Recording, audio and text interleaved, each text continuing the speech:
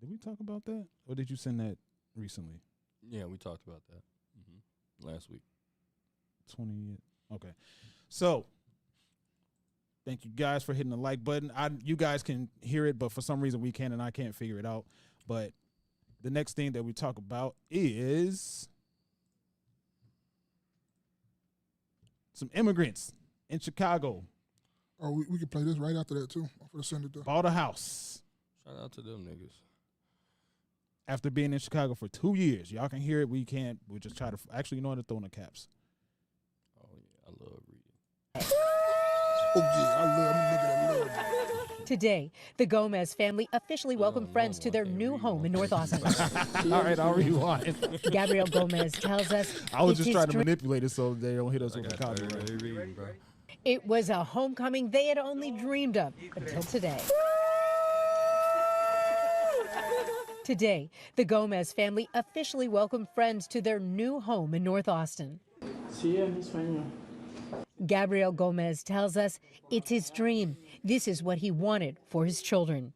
It is the first home for this family of four, and it is the first time they have lived in anything bigger than one bedroom for 8 years. On the TV. ¿Cuál es la reacción? Nosotros estamos muy felices. Eyuveles Rengel says they are very happy, and this is an important step for their family. Originally from Venezuela, they worked and worked in food service as an auto mechanic, delivering food, factory work. When they first arrived in Chicago in 2022 as new arrivals, they landed at Grace and Peace Church. This home is the first of 4 distressed West Side homes the church bought, rehabbed, and sold. We met them at the bus, and they were so distressed, and worked through a whole process with them. And now they're stabilizing their own home. It's awesome. With all of their savings, programs to assist first-time homebuyers, and an individual taxpayer identification number, the Gomez family made their dreams come true. Que realmente ahorita estamos viendo nuestro sueño americano. Rengel says, really now is the American dream. Grace and Peace Church plans to sell their other rehabbed homes to other first-time homebuyers, homebuyers of color on the West Side, to hopefully improve the lives of their families and their communities. Watch breaking news on YouTube. Subscribe to ABC7 Chicago Eyewitness News. Let's see if we can find that article. Let's see if we can find the article, because this definitely is unanticipated.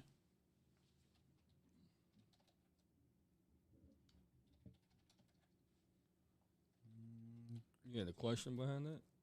Just what are your thoughts, generally speaking? Because from the video, when I watched it, the people that were talking about that they bought the house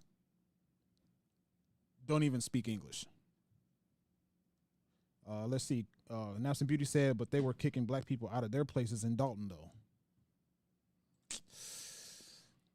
Let's see. This is the fact that this is even a question right here. Is Chicago a good place for? Chicago is rated the most immigrant-friendly city. Look at this, y'all. Look at this. This is crazy. This is the question I was talking about. Is Chicago a good place for immigrants? Chicago is rated the most immigrant-friendly city in the United States. Chicago has been suffering a net loss of immigrants since 2015. This trend is more than a little ironic. Since November 2019, Chicago was listed as the #1 most immigrant-friendly city among the nation's largest cities. That's interesting. Very, very interesting. Yeah, I don't know why we can't get sound on our end to help us get a little bit more context. But just a thought. What do you just off of that? I mean, it's good to see Mexicans get houses. No, the fuck is not. No, the fuck is not. I ain't even for the place to sarcastic with that. No, the fuck is not. When It's there's not people good out to here. see Mexicans get houses. Yeah, no, I'm not with that. You can call me whatever you want to call me, and they know I'm not saying it like in that type of tone or manner or anything like that. It's the way it is fucked up. How you got people out here that's really. I meant Venezuelans. I wanted to say, I'm not gonna say that. I was just joking. I'm sorry. But no, I don't think it is. Especially when you got people that's been trying to get homes for the last 2, 3, 4 years, 5, 6, 7 years, and they just come here and just get it in 6 months and barely know how to speak English. I don't think that's cool at all. But who financing them? We is shit, the taxpayer. No, I'm talking about to get the That's true too. What the bank? Who bank that is? There's a lot of immigrants that get, they got their own personal bank, home banks or whatever, and they be getting good loans and stuff. So, yeah. I think it's absolutely insane, bro. I have no idea how this even happens. I have no idea how this even happens as far as, according to the video, they've been here for 2 years, if I'm not mistaken. I just off the top of my head, they've been here for 2 years. They're doing good. Cannot speak English, and they got a house. You need English. You just need Google Translate. OG said, Be Humble said, can't be upset. The church set this up. OG said the church hooked it up after 2 years, right? Shout out to the church, man. But as families in their congregation, I don't even know what type of church it is. I was going to say that, but that ain't going to fly. Because it might be a Hispanic church. Okay, I have a question based on what Be Humble just said. He said space is stuck up on them speaking English. Do you think that there's an issue with that? It's bad that I have an issue with that? No, I think when you are serious about being in somebody's country, it's important to try to learn the language. Now, given that they've only been here 2 years, they're just not gonna be fluent in it. So them speaking Spanish is cool. Yeah. I personally, it's good to see them. If the church helped them out, I don't have no problem with it, dude. I just want to know how many people that were already in Chicago that particular church has helped. They don't have to help nobody. They don't have to help nobody. Help but if they're the people in their congregation is okay with it, then who am I? I don't go to their church. And that's the interesting part about it, because when I hear conversations about this, it's always something that's sprung up out of nowhere. Mm-hmm. It's always something that nobody knew about, and then people just catch the wave over time, catch news about it over time. I mean, there's been instances of churches, particularly black churches, helping people get houses within their congregation. I mean, did it make the news? No, but I personally know and I've heard and seen things. So, I mean, it might not be news. Again, this isn't. Now, if you show me something like they were trying to pass in California, where everybody get $125,000 towards a house, well, that's different. That's government. That's taxpayer funds that you're putting towards that. That's a lot different. But if hell, even a private business wanted to go out and get Venezuelans houses or whoever, that's on them. That's their private. That's their funds. That's what they're doing. I can't get mad at everybody. You can't get mad at it. No, I mean. But I feel space is great though, because it's like it's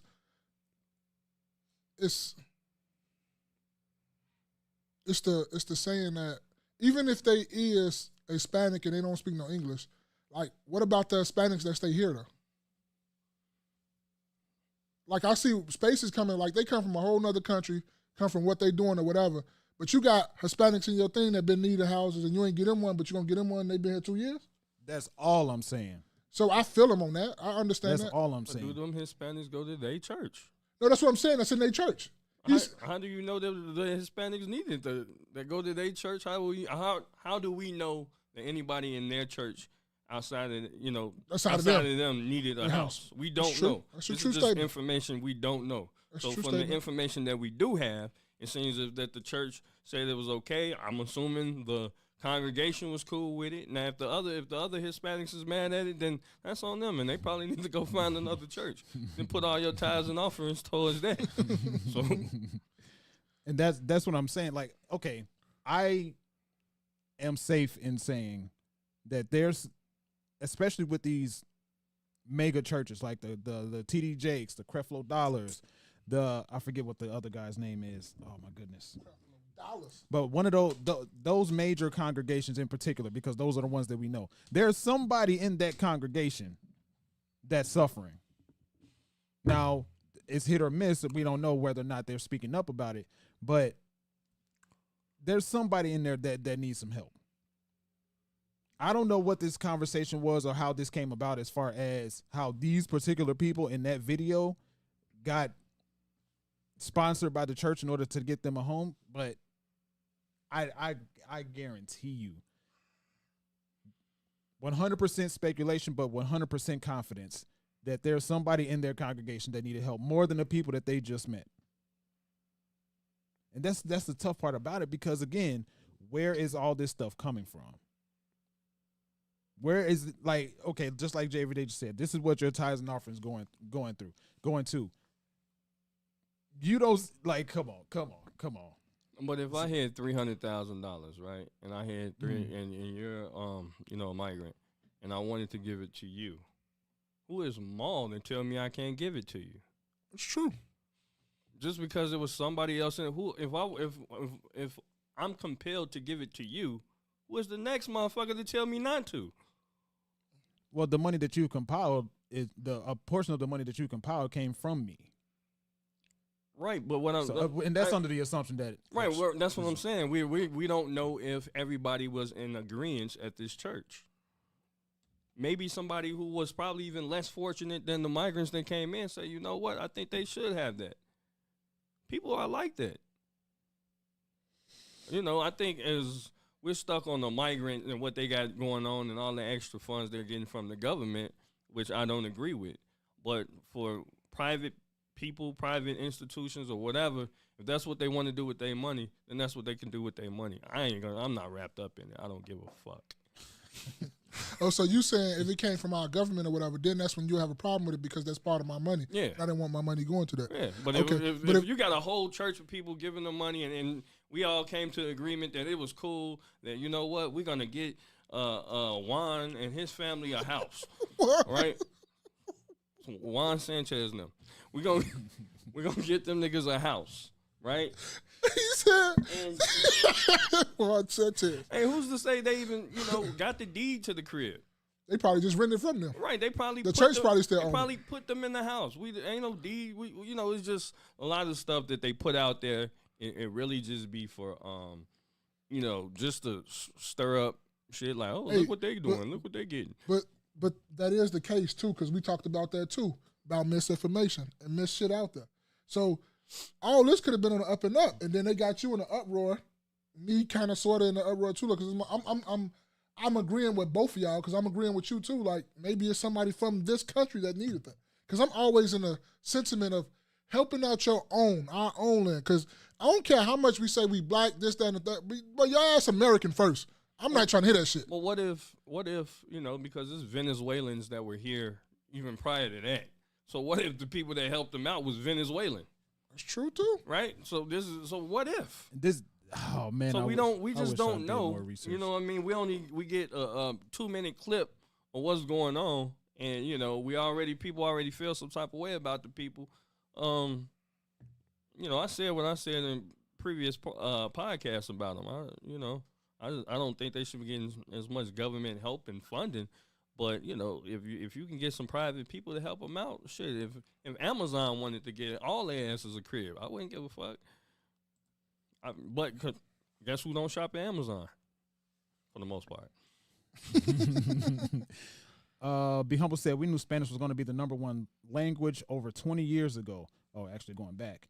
Be Humble said the spokesperson for the church was Hispanic. And that's one thing I noticed about these particular, with this whole immigrants type of situation. And this is one of the things that, even though I am right-leaning, I was concerned with about Vivek Ramaswamy. A lot of times when people get into a position, they'll before they get into position, they'll present themselves in a way that I'm for the people. I'm going to do what's best for everybody. And then when they get into position, all of a sudden they start revealing that their agenda really was for them to help out their people specifically. Whatever it is that they identify with the most, if it's women, if it's a particular race of people, they get into position, and now all of a sudden things are changing around the things that they identify with. You got a problem with that though? You don't like that? The only issue I have with it is them not doing that from the start. Okay. Okay. Don't get it. Don't gas me up and think that you for me. Oh, they gaslight you? A politician. OG called me. Hold on. Let me connect my Actually, first, OG, if you're still in the channel, just so you know, I can't take the call like individually. I'm gonna have to have your voice broadcasted. So if you're cool with that, then Call let back. me know. Or send them a text message first. We'll put one in the chat. Put if I made you money in the chat, yes. Type 1 if I made you money in the chat. Yeah, Dunlap all day. Let's see. Let me connect.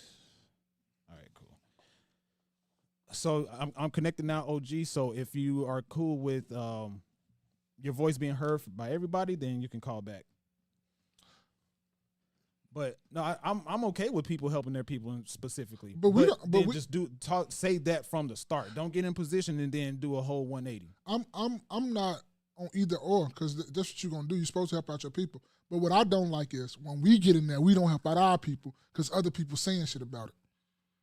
Shit, we say shit about it. That's what I'm saying. That shit irks me. Like, that's one of the things that, like, because even like when they say white people helping out white people or Hispanics helping out Hispanics or whatever, I'm like, bro, that's what they supposed to do. Right. But then when we get in there, we have our own saying something about us helping our own. Because we're so divided about what's black, right? So it also becomes that because you might have somebody who maybe from whatever, a different part of the world, a different part of the diaspora. And, again, we covered this before, but they may consider, themselves Nigerian first. And, they kind of fall under being black when they're over here. So they're going to look out for the Nigerians first. So anything that may benefit, quote unquote, black Americans first, they're not going to be with it because it doesn't necessarily benefit them. I like that you use that too, because I got to start using that too, black American. Because we use African Americans, and then Africans ask us, oh, what part of Africa you from? Nigga, I've never been to Africa before. I don't, and I'm not African American, I'm black American mixed with Haitian. Them the only two I am. But I was looking at this podcast, I was going over there, and there was a African person asking them, what's your African heritage or whatever like that? And he's like, I'm American, what are you talking about? And they kept going on and back and forth. I'm going to send it to y'all. But they was going on and back and forth. And it was like, it was irking me to where like, what do you mean? We're from here. We were born here. That was a conversation I saw. I forget his last name, but you've seen probably. I know you guys have seen him in the movies. I didn't know he was Cuban, right? But oh yeah, Stomp the Yard Buddy. Yeah, is he? What's Stomp the Yard? Yeah, yes. Because we had that clip too. It's on the thing. We had the clip. He was saying that, and you hear Melissa Ford saying, "Well, you're Cuban, yeah. Right?" So we already discussed her before. She don't even know what the fuck she is, right? So she's clearly, she's biracial, she's mixed, but over here you fall just under the black category. That's just what you would be. And there he is, Laz Alonso. Yeah, Alonso. Laz Alonso. Yeah. And I didn't even know he was Cuban, but he made the point that he's saying he's black first. Yeah. You know what I mean? And see, you can get behind that. Right, and I can because once you understand that, especially over here, right? And whatever you are over there, whatever. Well, over here you got to be black first because shit, that's what the dominant society view you as. You can act like you some other shit, but when they pull you up out that car or when you have different legislation and stuff against you, it affects you as a black person.